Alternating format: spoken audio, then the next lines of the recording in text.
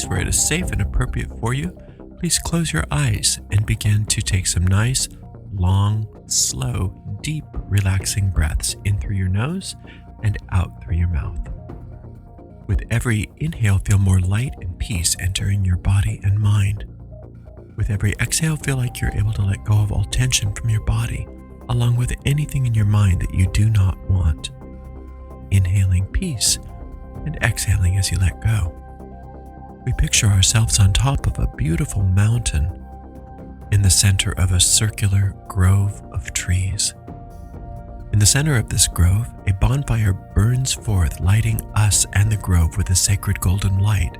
We realize that this is the light of perfect love and perfect trust, and it burns away everything unlike itself, leaving us safe and serene. Into this sacred circle, we invoke the presence of our Creator. To many of us, our Creator reveals themselves to be a mother and father, a goddess and God. We also call upon our guides, our teachers, our angels. We ask that they join with us as we walk upon the way, guiding us to be happier, more powerful, more wise, more peaceful, and more loving people. Thank you very much. Blessed be. I had a couple of requests to talk about the Demiurge, so I thought I would take some time to do that today. The name Demiurge comes from a Greek word, demiurgos, which means craftsman or artisan, producer, architect, creator. From the point of view of that Greek word, it's a fashioner, a molder, a builder. It's not creator from the point of view of the Godhead, who creates by extending itself. In the creation myths of the Bible, there are two. There's Genesis 1 and then there's Genesis 2. Genesis 1 deals with the creator as being Elohim. Elohim is a collective. It's a singular plurality. You can think of that as being the host of heaven, a collective that acts as a unity. And Elohim created the universe, or creates the universe really in the present tense from the perspective of magic, and that this was all the angels acting as one. The creator as being one, the throne of God being one mind, but a collective. In that creation myth, the 7 days represent the 7 planets, which can represent the 7 different archangels. If you think of it that way, it can represent the basic 7 powers that were a major part of all classical metaphysics, philosophy, and magic, the 7 planets of old. The creation of humans in that story, in the first Genesis, it was a creation of the soul, the creation of the perfect human. They were androgynous. There was one. There was a unity. Genesis 1, we might say, is a depiction of the Elohim creating the universe and then extending itself as a human being, the perfect soul. Then in Genesis 2, we don't have the Elohim. All of a sudden we have Yahweh Elohim. We have that first sphere on the tree of life and then the second sphere, which is the masculine. Now, what this means to many Luciferian magicians is that Yahweh Elohim represented Yahweh, or the Tetragrammaton, as the representative of the Elohim. Now, let's just finish this thought and then we'll go back. In the Bible, Tetragrammaton is oftentimes the representation of the Demiurge. And this is why. It's not that the Tetragrammaton or Yahweh was the Demiurge. The Demiurge was an imposter who impersonated the Tetragrammaton or Yahweh Elohim. In the Old Testament, there are times when it seems very obvious that the Demiurge is impersonating God. Then there's other times when it's obviously God. And that's the confusing part of the Bible. from that point of view is that your job as a reader is not so much to just believe everything it says, is it's to see, is this the Demiurge or is this God? Because they're both coming out as the same voice, as the same name. And we have to see, based on how that entity is treating people, what it is. And this is how the Demiurge got created. A lot of times people think of the Demiurge and they say, oh, so Lucifer's the Demiurge? No, not at all. The Demiurge was not created by God. The Demiurge was a byproduct of the creation of an ego. The Demiurge is like a nothing. The Demiurge acts like a robot, but it is the architect of what we think the real world is. Because there's the world that was created in Genesis 1, and then there's the world that was created in Genesis 2. And they're not the same. They're similar sometimes, but they're not the same. So what happened in Genesis 2 was that the Yahweh figure put Adam to sleep, gave Adam anesthesia so that it could extract from Adam its female part and then make Adam and its female part, called Eve, believe that they were separate from one another and that they had to exist in this garden basically as automatons, as robots. You do what we tell you. We do what we tell you to do. And they were basically the slaves of the Demiurge, who was impersonating God. Why did this happen? Somewhere between Genesis 1 and Genesis 2, Lucifer tried to do more than Lucifer was supposed to do. Lucifer tried to do something good. This is why when people say, all you need is intention. Intention is all you need. I think sometimes intention is not so great. Just because you have good intentions doesn't mean that good things always come. Because what happened was the brightest angel in heaven saw that human beings were slowly evolving and said, wait a minute, they don't need to be so slow. Let's speed it up. Why don't we give them everything? Why don't we give them all the enlightenment? And then because Lucifer, rather than thinking in concert with the creator, Lucifer started thinking all by Lucifer's self and gave freedom of choice to humanity before humanity was capable of understanding it. As a result of that, each human started thinking all by itself, which was not something that was ever supposed to happen autonomously, as if they were separate. It fragmented the entirety of the human mind, of the human consciousness. And that fragmentation inadvertently caused the creation of the ego and the over-ego, which is called the Demiurge. If you think about the soul of humanity, every person has a soul. They're like a ray of light straight from source. And then there's an oversoul. In Christianity, they call that the Son of God. There's an oversoul, the holy child of God, the holy child of the Creator. There's that oversoul, but there's that version of an oversoul in the ego as well. There's the over-ego. That's called the Demiurge. What the Demiurge did is, as a result of being created, started to create a world based upon the idea that we were separate from our source. And that was caused by Lucifer, but Lucifer wasn't doing it. You know how sometimes you make a mistake and you go, oh, I didn't know that would happen. It was one of those. As a result of that, according to the story, Lucifer had to immediately get busy and start to heal and fix the problem. And that's why one of Lucifer's jobs is to turn people away from the Demiurge and back toward the real world, back toward their soul, away from their ego, back toward their soul, and re-educate them so that we can unify again.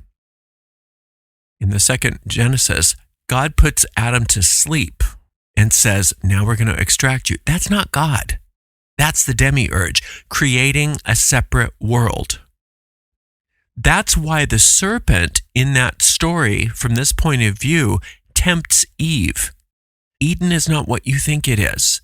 You're not beholden to this thing that's calling itself God. You don't want to go down this road. You have to disobey this God in order for you to find the true God, which is waiting for you. That's the one that we heard about in Genesis 1.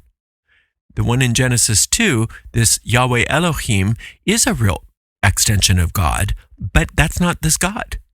The Demiurge is impersonating Yahweh Elohim, which is making everything very complicated and very confusing.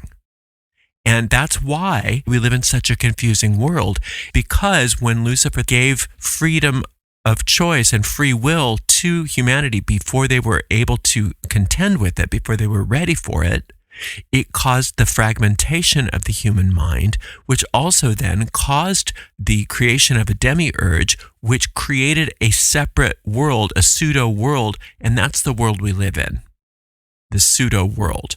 And that's what the demiurge is constantly the architect of, is everything that's not real. And that's why we say we live in a world of Maya. We live in a world of illusion, because everything that we think that we see here is based on our personal perceptions.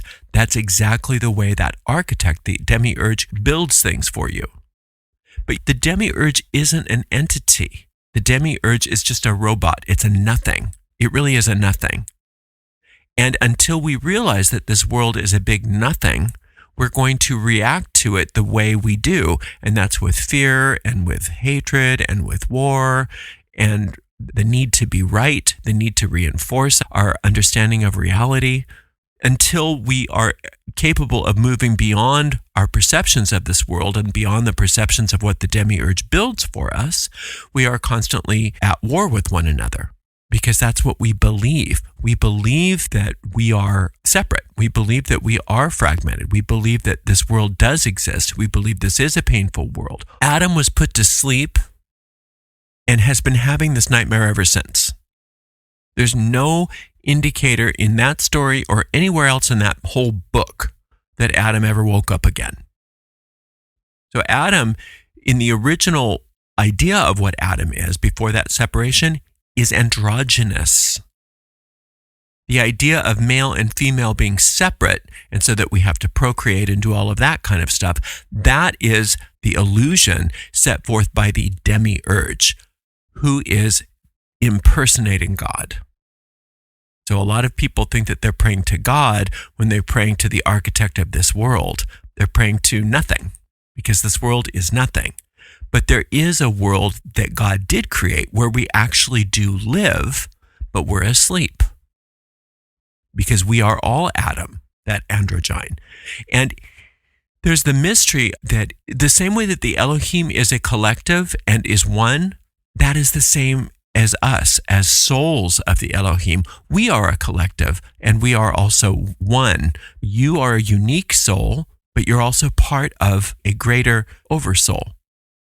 But with the ego, you are separate, and then you are part of this matrix of separation. So the matrix of separation in the demiurge can never reconcile. There's no reconciling that. It's always going to be at war with itself because it is a phantasm. It doesn't really exist. It is based on a lie. It is based on a mistruth that was an unintentional byproduct of that first Luciferian mistake of let's rush things, let's do things different, let's think all by ourselves, let's do something on our own separate from the Creator. And that's where all that whole drama started. Now, none of this is something that you should believe in. You don't want to get superstitious about this.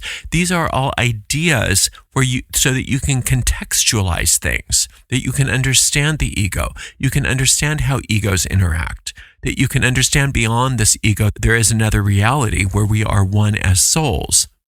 And once that mist clears up, once we get beyond that illusion, we realize that none of that's really happening the way we think it is. It's just within the realm of a hallucination or a nightmare. And this nightmare is something that was caused by the demiurge, which was a byproduct of our own vain imaginings. Lucifer, remember, is not an external entity. Lucifer was God's beloved child, God's beloved angel. And Lucifer went out on his own and did his own thing and made a big mistake. But what the Demiurge wants you to believe is then God cast Lucifer into hell, and there was a big war, and the only way to get back to heaven is to defeat Lucifer. That doesn't make any sense whatsoever. Infinite intelligence is perfect love. And if infinite intelligence created something, then that something is always loved, and it's always perfect, is always, quote, forgiven. The only thing that isn't forgiven is that which doesn't exist. And that's the Demiurge, not Lucifer. Lucifer's an angel. God created the angel. The Demiurge was a byproduct. God didn't create the Demiurge. God didn't create the ego. God didn't create the idea of separation. God didn't create the idea of war. God didn't create any of these things which are causing us to stay asleep, causing us to stay dreaming of these nightmares. That is not created by the infinite, not created by Elohim. So if Elohim didn't create it, it ultimately doesn't exist, but we can believe it does because of the power of our minds.